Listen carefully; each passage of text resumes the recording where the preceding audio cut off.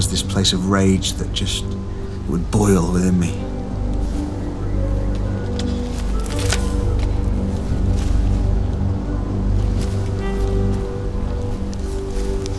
Whether I was off in the wild or I was lost in a piece of paper, it was a place of escape.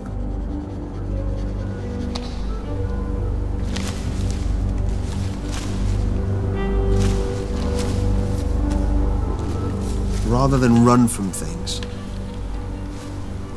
rather than hide from things, rather than bury it, how do I stand and face it head on? I was just looking for something.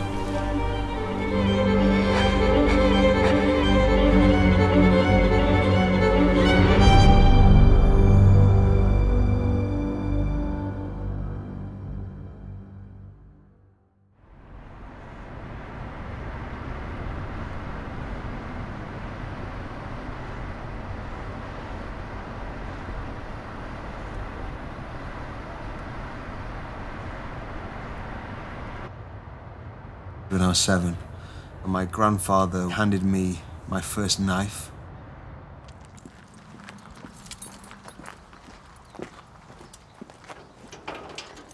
The knife, it's an object of change. When you hold a knife, whatever a knife passes through, it's changed forever. You can't undo what a knife does.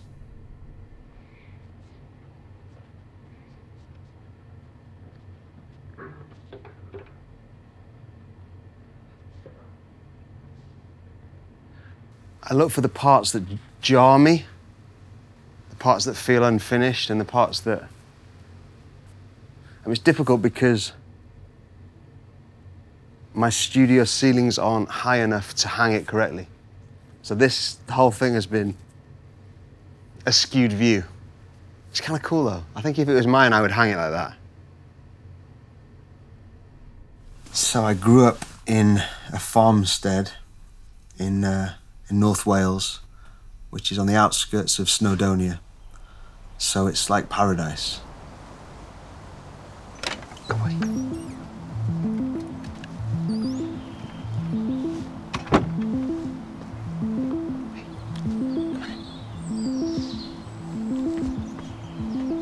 This place of wildness and mountains and rivers, and it was just this kind of perfect cocktail for a boyhood. My grandfather was a bit of an outdoorsman and a bit of a badass, and that kind of bled down into this love of the wild and the outdoors.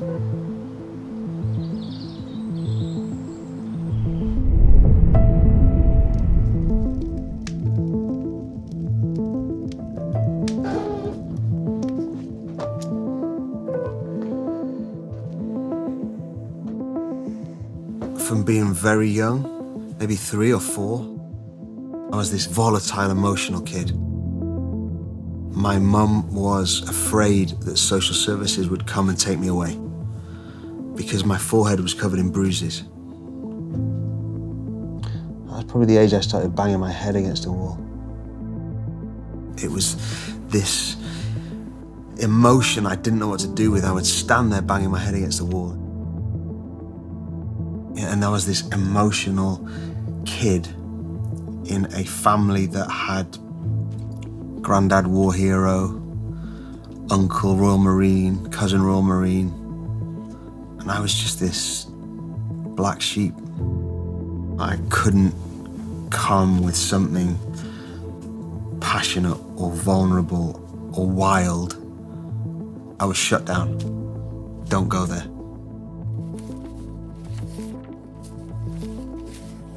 Are you a man or a mouse? Don't be soppy.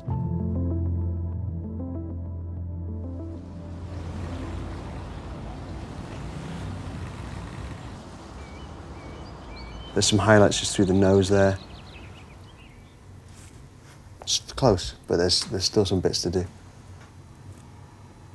But I'm really pleased with this one. I love how it's turned out. There's something very stealth about it. It's that poise in the piece just waiting.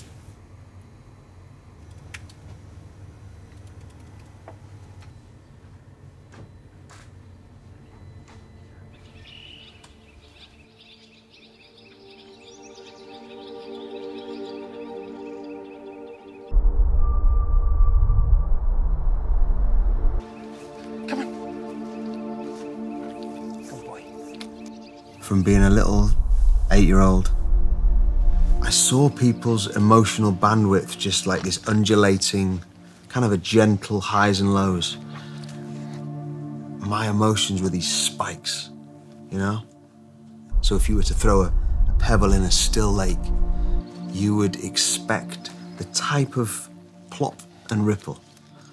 And yet with me, it was throwing a pebble and boom, the lake came at you. This tidal wave covered you. And it was like, where did that come from?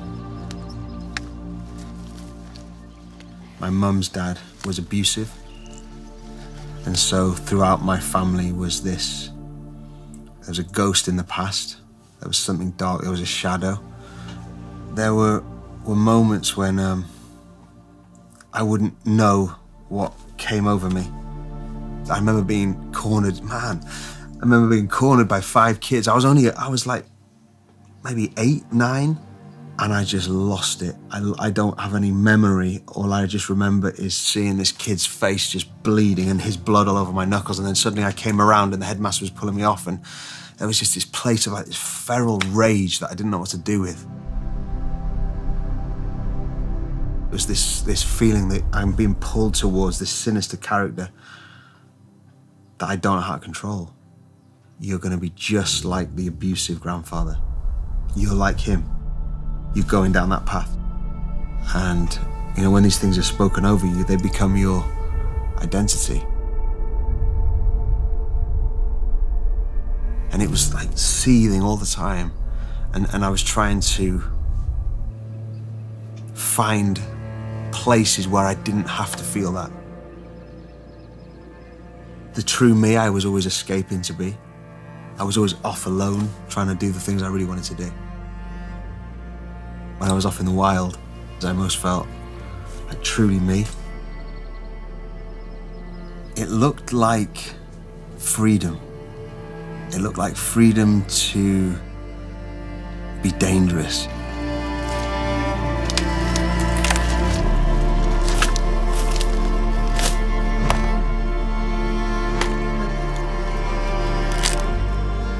I'd be shamed, and that shame thing drove me to be dutiful and do well. And if I did well, then everything would be okay, and I could keep this down. Appease, do well, perform, and things can seem to go better. That's how it was. You can only sweep things under the carpet for so long, you know?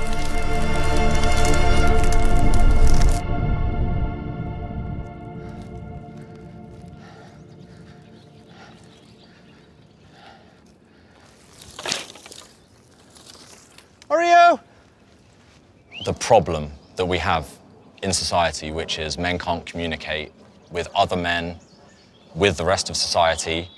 Any emotion is weakness. You know, I suppose it's a bit of a cliche at this point, but it's so profound in the minds of men that if we don't have a group to share this information with that we can relate to, there's no way to unblock it. You know, it just fills us up. And that's why suicide rates are so high. And sadly, it's loneliness and not being able to share, not being able to talk about stuff that really matters to you or is laying heavy on your heart. I spent my life trying to wear masks to fit. I felt like a ball in a pinball machine, being buffeted around. I was bouncing between these groups, trying to fit, maintaining this illusion that everything was okay. You know, there was no, you couldn't go this deep. I think the only place I really felt myself was when I was off in the wild, or it was when I was sat alone with a piece of art. I can't remember a time when I didn't draw. and I loved it. I was free. I didn't need approval from it. And I think that's, for me, what art became, the ability to create a world. And there were no rules in that world. It was a place of escape.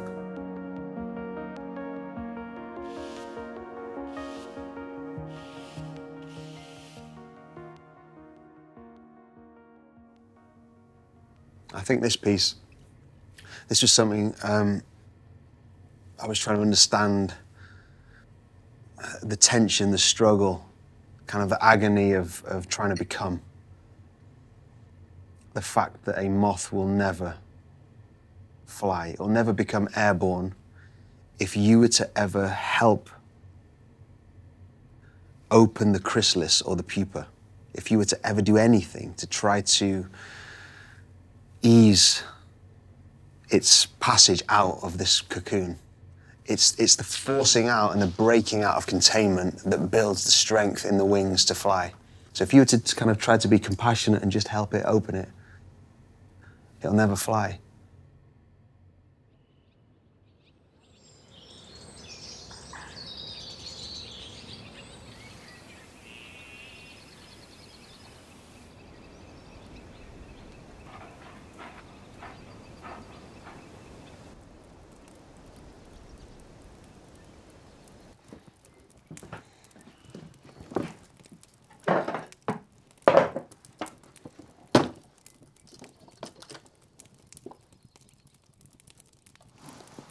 So this is me, and this is my granddad.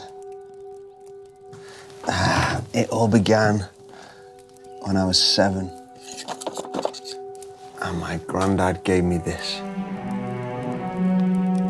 Silver Jubilee, it was 1977. I love this knife. You can see it's so covered in tree sap. It was like this ancient sword, it felt like, to a 7-year-old boy. He would teach me how to whittle wood and how to make arrows, and it was a tool that took me somewhere. Just carving trees and making things. I find knives really interesting because it's essentially a neutral object. It's whose hand is it in? The same sharp blade that harms someone on a street could be the same sharp blade that a surgeon uses to remove a tumor. Do you know what I mean? It's not the knife, it's who wields it and for why. So knives for me have just always felt, I don't know, mythic, important.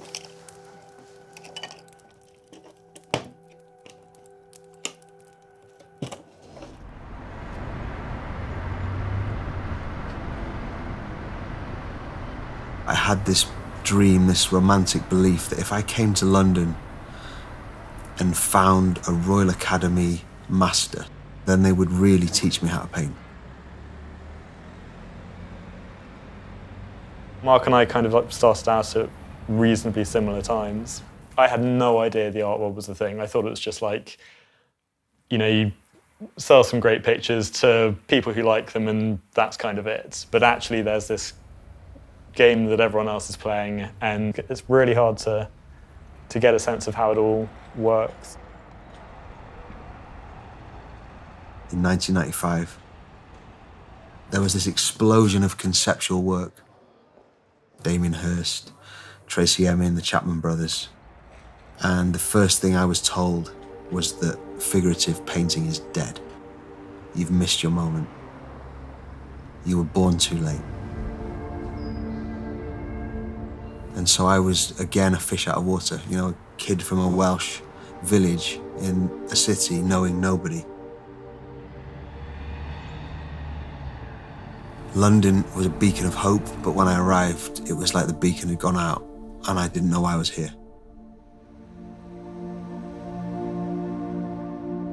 The art world have a kind of strange way of just anointing certain people. You've got to know the right people.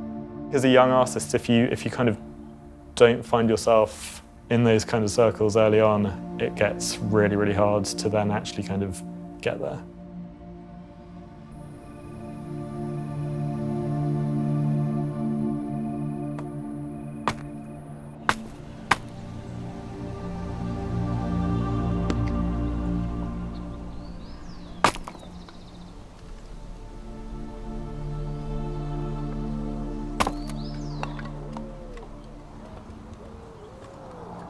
There's a lot of hungover face.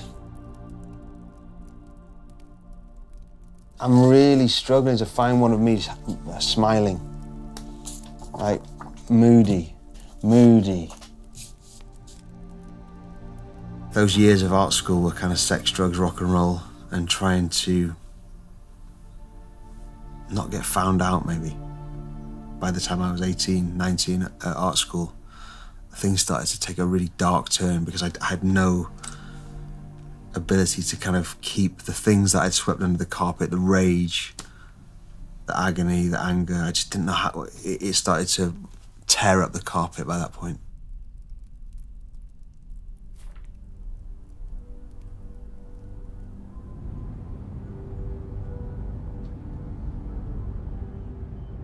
My grandmother had a lot of fear and trauma because she'd buried 3 children.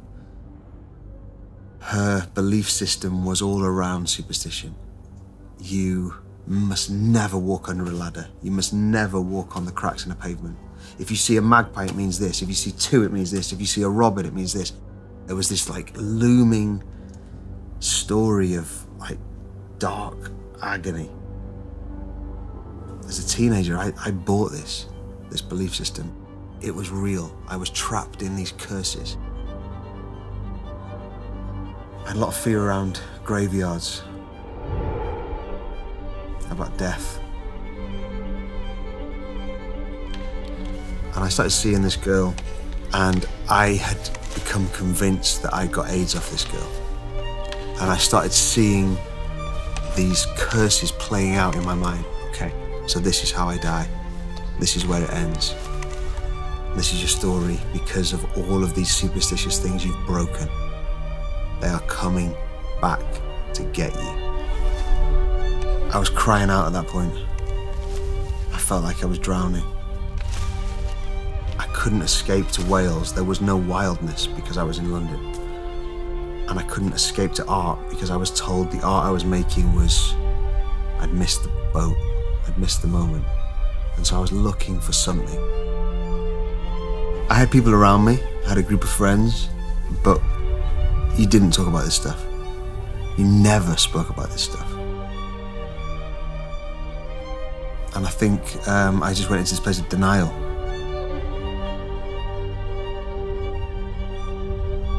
I've always wanted to be alone. I've always been okay being alone. There was the cry that I can't be alone. It was the silent agony in the night of crying out, is anyone there? Is there a God? Is there anyone who's bigger than me that can make sense of this?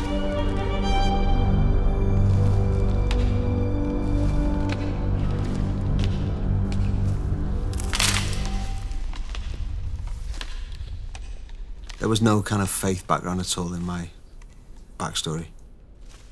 Heathens and barbarians, and you didn't do church. And I remember they came to school with these little red Gideon's New Testaments, and I was terrified of it.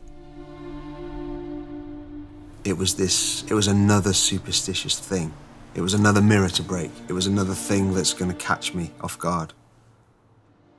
I didn't dare read it, so I just put it away and forgot about it. I think I thought that anybody that had a belief or a faith must be a good person, must be an obedient person, a dutiful person. And I was nothing like that. I was too wild or feral. I would never fit that. And any of those kind of people definitely didn't understand me. And at some point in my time in London, I found it. And there was a moment where I picked up this little red New Testament. And what I found inside was not what I expected at all. There was this wild man who made demons run in terror. And I'd been haunted by demons. And there was this person right in the heart of these New Testament stories, right in this little gospel, that was fearless, that was wild. It's like, who is this man? He makes storms stop. How? The crazy storm inside of me suddenly was compelled by, who is this man? I'd never heard anything like this. And it rocked me.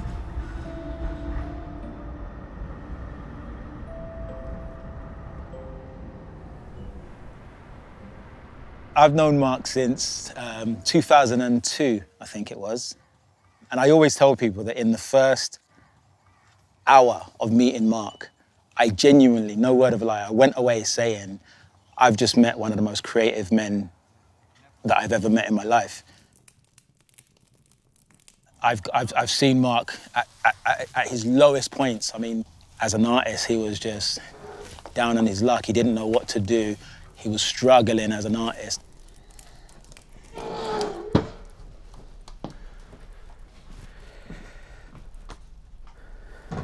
I just got married, and your babies and nappies, and you're a dad, and take your kids to school every morning. Suddenly I've got to now be an adult. I've got to do adulting things. And so what do? I need to just find a job then. I need to bury all of this. I need to put the creative thing down. What even is art? What does it mean? What's the point of it? This is Rex. But this is the cat that started the whole thing. Thank you, Rex. You little legend. Around the turn of the millennium, my wife bought me this leather jacket. It was the first leather jacket I'd ever owned. I had it one day. She got it me for Christmas Day. And we were in my grandmother's little apartment, her granny flat. And there were way too many people. Cousins, grandchildren. She was holding onto the cat. And somebody pulled a Christmas cracker or something. And the cat freaked out in her hands and scratched her and ran. And my grandma was left in the kitchen bleeding, just scratched on her hands. So I walked her to the sink and, got her a Band-Aid. She was fine. There was drips of her blood all across the floor, all up my jeans and all up this one-day-old jacket. And so, I took it off, went to the sink, got some hot water and a cloth and tried to clean the blood out, but the blood had already absorbed into the surface of the leather. I went back to my collection of knives and thought, if I can scratch the surface of the blood off, maybe I can re-wax the jacket in brown and see if it's fixable. And so as the blade passed across the blood and into the surface of the jacket, suddenly this tiny little patch of suede, this nap, appeared, this golden little patch, and I was away. I was lost. And rather than being Christmas and food and movies and, all the family stuff, I just locked myself away in a garage and I was playing. In that slice, in that moment, I saw almost through that slice an entire world of possibilities. It was this moment where my boyhood carving of trees and all of my years of art school and drawing and painting had suddenly, the stars had aligned in that moment, and suddenly it felt like, there's magic in the end of this blade.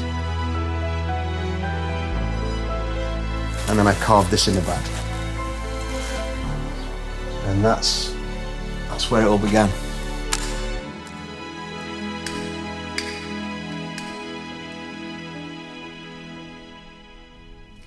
So the colour is all forced into the nap.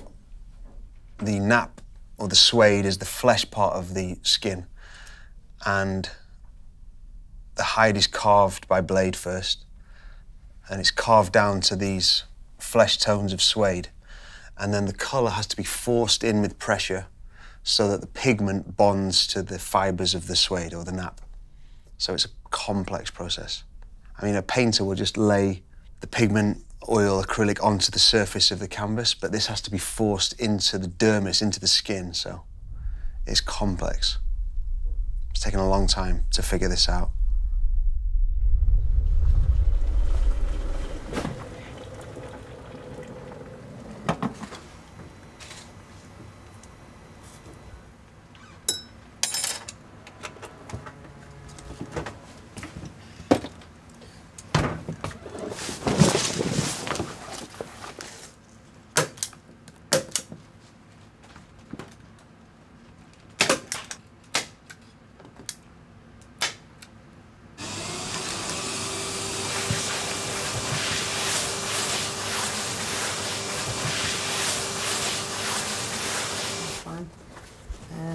It's clean though. It is clean now. Small, very small scars. Couple of. You need to come this way a little.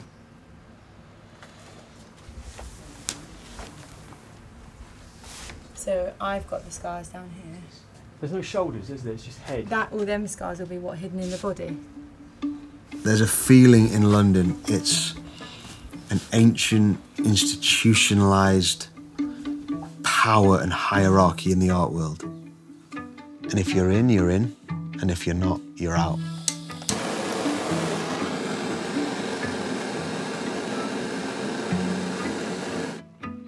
And so now I'm obsessed with this newfound discovery in leather. Okay, I called up some institutional people and I said, I've discovered something. And a friend brought me into London in their truck and I had this piece I'd done wrapped in bubble wrap. This lady came out and said, okay, you've got 2 minutes, and she, showed me. She was flustered and she was busy and she was important, and I was trying to take the bubble wrap off and I could feel myself in the nerves. And then just as I took the cover off, she just went, wait there. And she ran back to her office and got the whole floor out and said, come and see this. People are changing their whole persona of, suddenly they want the black sheep to come in. Like, you're not welcome, you're not welcome. Wait, what? And I was like, wow, can art really do that? Within a span of a few years, I was being asked to do stuff for wildly famous people in New York and LA and Monaco and Saudi Arabia. Things were exploding. I was dealing with these superstars. I was banking on these vast projects coming in. People just resonate with his work so much. I mean, it's obviously so unbelievably unique and special, and the amount of kind of skill and talent that he's got is just so obvious. Creating these nearly photorealistic looking images, yeah, I'd never seen anything like it. The excitement comes, collectors come, and I was sucked into it like a black hole. There was a number of years where he was trying to find his positioning. He had to wear a mask, I think, to almost represent what he thought people wanted him to be, especially with the different types of art dealers and managers that were trying to market him. I'm desperate for each piece to make me feel like something. There's a cavern in me. The things that I'd hoped, okay, I can get some sort of rescue, didn't rescue me. Trying to do something with all of the strength or the gift I had, and it just not being enough. And so I had no one to align with. I was searching for something. There was a spiritual quest I was on. There was something else that wildness and art couldn't meet. There was a kind of a deeper level hunger. I couldn't put words to it. I had this mind-blowing encounter alone in the pages of this little Gideon's New Testament. And then where'd you go to find out more about God? I did what I thought was the right thing to do, and I went and found a church and tried to ask Christians about who is this character. And I'd be the first one there, and I'd be the last one to leave, because I needed to know. I needed to know, is this the real deal? Someone came up with a cup of tea and asked how I was. I told them the truth how I was. I actually answered. And I started to realize, you don't do that here. I would tell the truth about what I was facing. And I was watching people kind of like retracting from, this guy's a lunatic. He's too much, he's too intense. And so I started to feel like, okay, so I'm telling you these true stories, and there's this pull away. Your emotions are too volatile. You don't, like that be tamed and we'll accept you. That was it. And I was like, I can't. So I just felt this I felt that rage coming back. That detachment, that misunderstanding, that's been my whole story. And so I couldn't find my place to fit. I just found a system that I couldn't get to the depth of what I was experiencing. I wanted a kind of community. And that's what it always was. An ache for something else, like this wild, feral need to be part of something.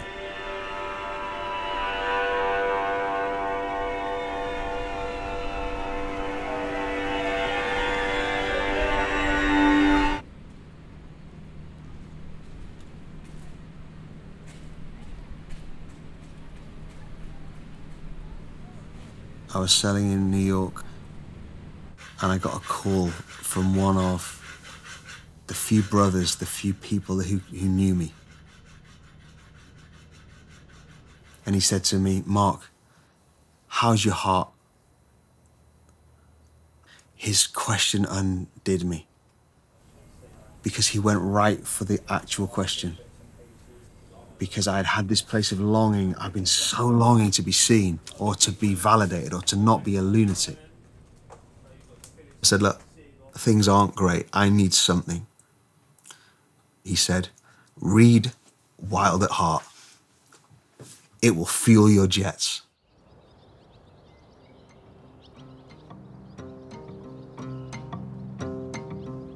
Yeah, legend, bro. I really appreciate that, man. No worries. So, yeah, I'll catch you shortly, man. Good luck. Yeah, we're just off to get the lamb. Is that a pseudo? Is that a euphemism? No, we are literally... we're literally off to get the literal lamb. I said I don't know how many's coming, and I really want to feed the crew properly. I was like, look, give us a big one. So let's see. Do you want to open up the back ready, or just... Yeah.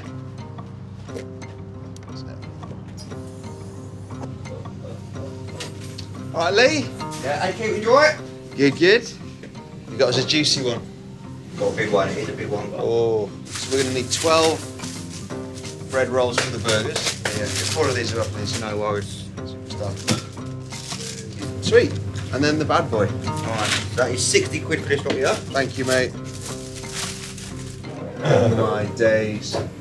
This is the biggest we've had. Yeah, good size. Wow. Do you need a hand? Cheers, guys. Thanks for all your help. We'll see you Thanks a next lot. time, yeah? Take care. Right, lads. See you, both. Cheers, Thank you. Good luck, best night goes. Yeah, will we'll do.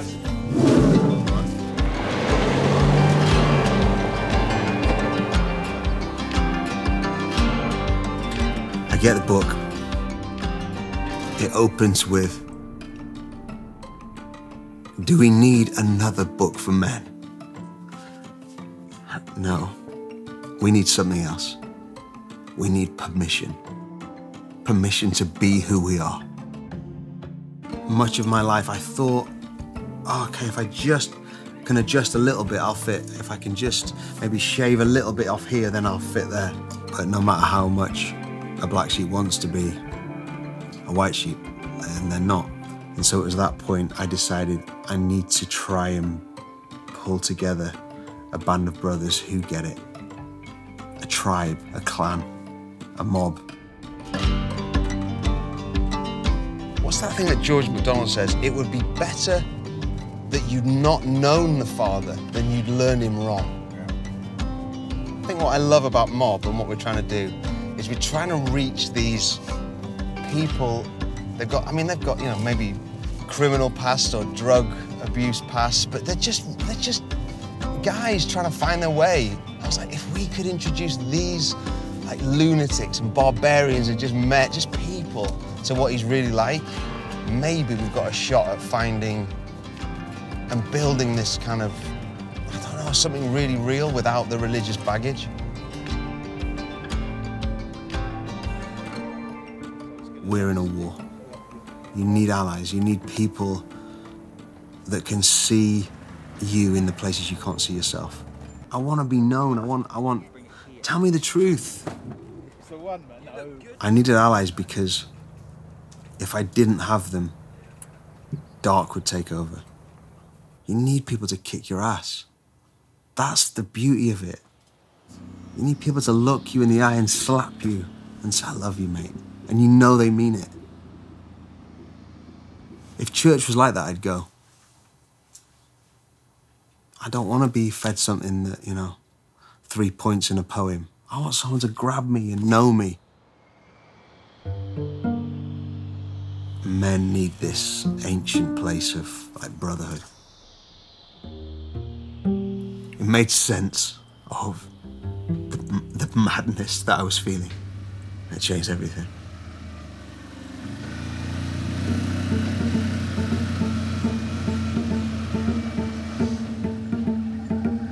We're going to drop it in the slot? Yeah. That's all right. Right, ready?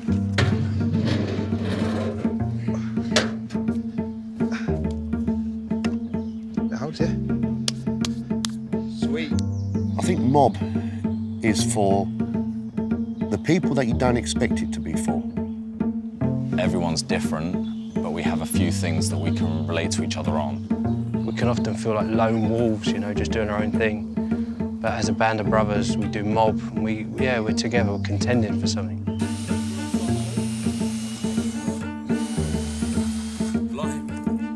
I think there's something about being a man that requires tension, challenge.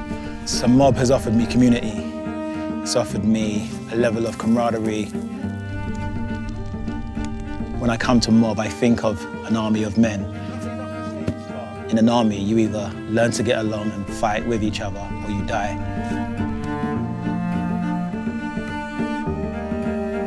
The first rule of Band of Brothers is what's said around the fire stays around the fire. If you're going to be part of this, you have to tell your story as honestly as you dare. And so guys started telling their story around the fire, and we were, all of us, blown away by what we heard. Well, we've been meeting for nearly 10 years now, so we were able to tell our stories and be open with one another. And these guys around the fire, there's been nights where we've surprised each other. We've been brutal in our honesty about our lives. And like I say, there's not many mates that you go to that place with. We're all equal here. It was about just being me.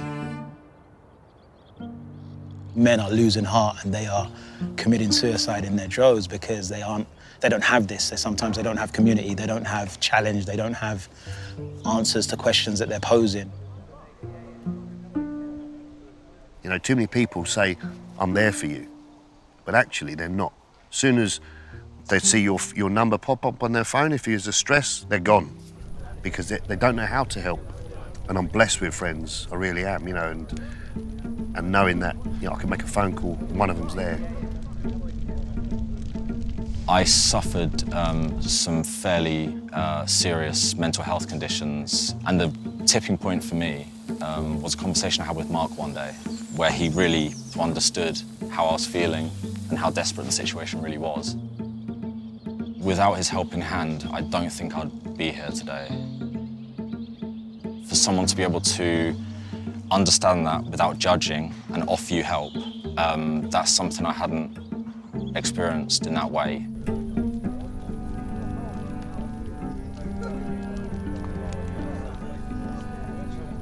Men can move from banter to depth without breaking stride.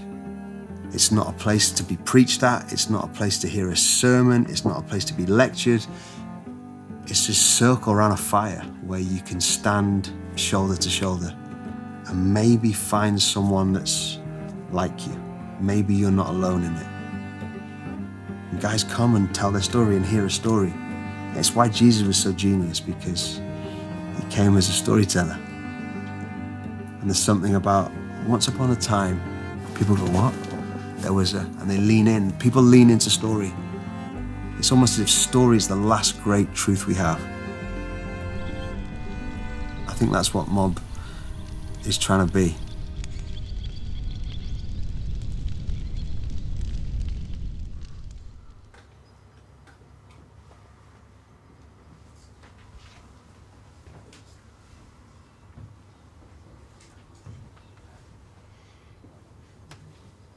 think this is completely me. I photographed fighters in 2013, and I spent a couple of months around underground fights in East London.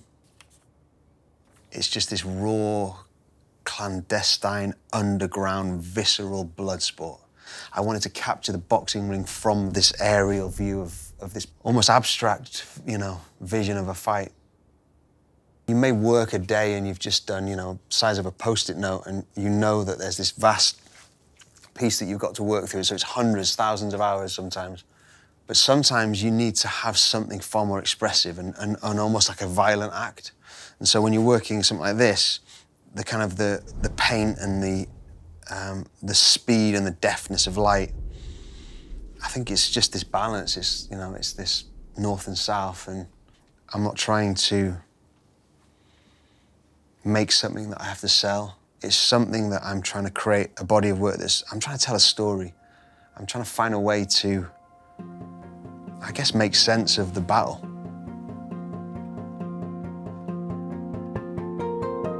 So when I look at a piece of leather, I see possibilities. When I look at a piece of leather, I see a story, I see the scars, I see compositions. I see something waiting to be brought out of it, something harnessed from the darkness.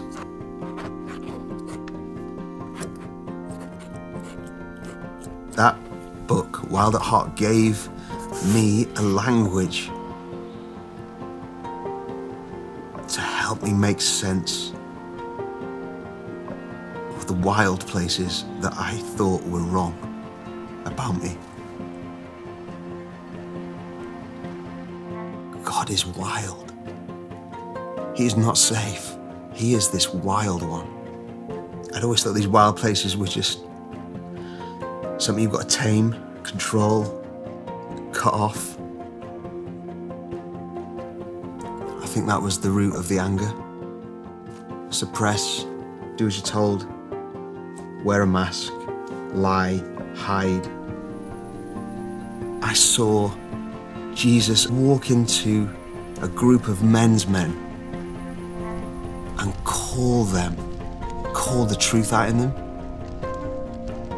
This guy could turn the hearts of barbarians.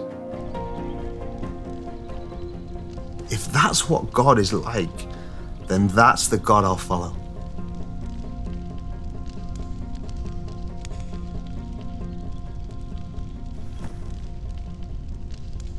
I think fighting against something and fighting out of a place of terror and backed up against the ropes, rather than stepping in and fighting and engaging and fighting for something, I think that's the biggest change for me.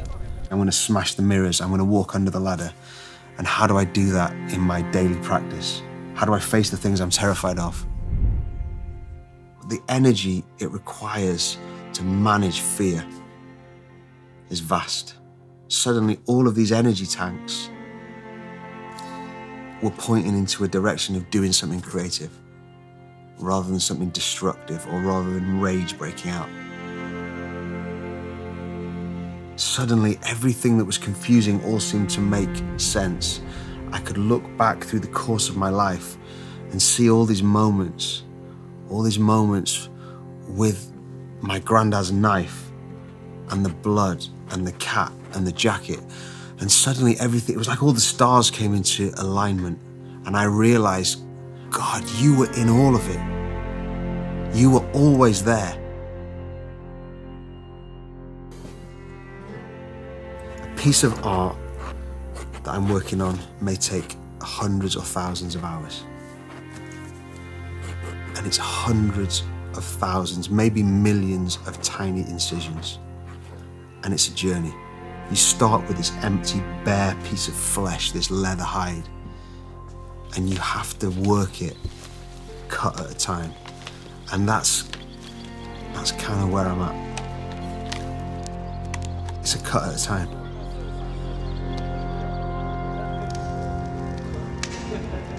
It's been this, this journey of the wild loner coming to meet a wild God that said, this is exactly who I've made you to be.